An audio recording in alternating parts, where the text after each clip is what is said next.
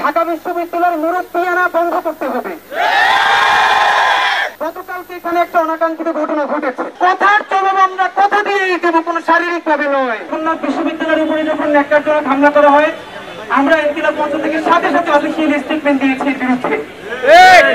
এখন আপনাদের কাছে ভাইরা শুধু একটা কথা, সেটা হচ্ছে আমরা চাইলে এমন কথা বলতে পারি যাতে আপনারা প্রচুর উত্তেজিত হবেন, আমাদেরকে বাহাবা দিবেন, হাততালি দিবেন।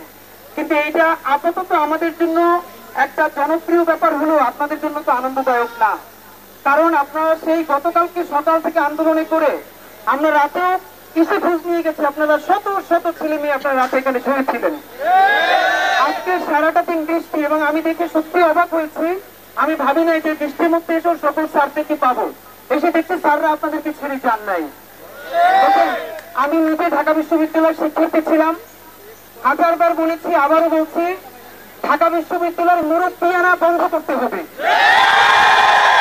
সঠিক প্যাড আর সঠিক তথ্য দিয়ে এসব সামলে নিব এক হয়ে। Monalisa sanitary napkin. এই বাংলাদেশের প্রত্যেকটা বিশ্ববিদ্যালয়, যে যার বিশ্ববিদ্যালয়, কেউ কারো গার্ডিয়ান নয়। এবং বাংলাদেশে যেটা হয়েছে জগন্নাথ বিশ্ববিদ্যালয়ের একটা ব্যাপার আমি নিজে জানি, কারণ আমার ভাই ওখানে শিক্ষার্থী ছিলেন। ঢাকা বিশ্ববিদ্যালয়ের যেই সব ছাত্ররা আগে জগন্নাথে ভূতি হিসাবে বা বিভিন্ন পদে পদায়িত হতেন, তাদের মন মতো প্রার্থীকে জগন্নাথ বিশ্ববিদ্যালয়ের শিক্ষক বানানোর জন্য জগন্নাথ বিশ্ববিদ্যালয়ের শিক্ষার্থীদেরকে ইচ্ছা করে সিজিপিএ কম দেওয়া হতো। এমনও হয়েছে যে তারা পরীক্ষায় ভালো করেছে, থিসিসে ভাইভায় তাদেরকে গ্রেড একদম লো করে তারপরে তারা যেন পরীক্ষা আবেদন করতে না পারে সেই ব্যবস্থা করা হয়েছে। এবার অন্তত একটা আনন্দের ব্যাপার যে জগন্নাথ বিশ্ববিদ্যালয়ের শিক্ষকই জগন্নাথের ভিসি হয়েছেন। বন্ধুরা আমার, গতকালকে এখানে একটা অনাকাঙ্ক্ষিত ঘটনা ঘটেছে, এবং আপনাদের প্রতি অত্যন্ত সাধুবাদ জানাই। আমরা ইনকিলাব মঞ্চের ভাই বোনেরাও আপনাদেরকে অনুরোধ করেছিলাম যে ভাইয়েরা, পুরো বাংলাদেশ আপনাদের ন্যায্য দাবির সাথে আছে। দেখেন, একজনের সাথে পার্সোনাল মতামত, আদর্শিক ভিন্নতা আমাদের সবার আজীবন থাকবে। সেটা যদি না থাকতো তাহলে আমরা সবাই মিলে একটা দল করতাম, সবাই মিলে আমরা একটা গোষ্ঠী হতাম। কিন্তু না, এই যে অনেক দল, অনেক গ্রুপ, এটাই তো ডেমোক্রেসির সৌন্দর্য। কিন্তু কথার জবাব আমরা কথা দিয়েই দেবো, কোনো শারীরিক ভাবে নয়। আমরা আপনাদের কাছে দাবি জানিয়েছিলাম, ভাইরা আপনারা প্লিজ এই অনাকাঙ্ক্ষিত ঘটনার জন্য দুঃখ প্রকাশ করেন। আপনারা অত্যন্ত মহানুভবতার পরিচয় দিয়েছেন।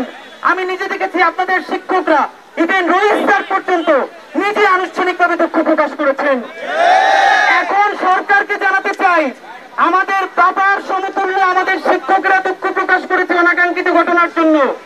আমাদের বাবার মতো শিক্ষকদেরকে কালকে রাষ্ট্রীয় পেটুয়া বাহিনী যে আক্রমণ করেছে, সরকার কি দুঃখ প্রকাশ করেছে? সুতরাং একপাক্ষিক মহানুভবতা কিন্তু খুব ভালো জিনিস নয়। বন্ধুরা আমার, রোহিত স্যার আসছেন এবং স্যার প্লিজ আসেন, এবং আমি নিজে দেখেছি। এবং এই আন্দোলনে আমি আর একটা ব্যাপার অদ্ভুতভাবে খেয়াল করেছি, আমাদের প্রত্যেকটা ক্যাম্পাসে ছাত্রদল, ছাত্র শিবির আর অন্যান্য সবার মধ্যে কিন্তু ঝগড়াঝাটি আছে। কিন্তু গতকাল আমরা যেটা দেখেছি, একই আন্দোলনে ছাত্রদল, ছাত্র শিবির, অন্যান্য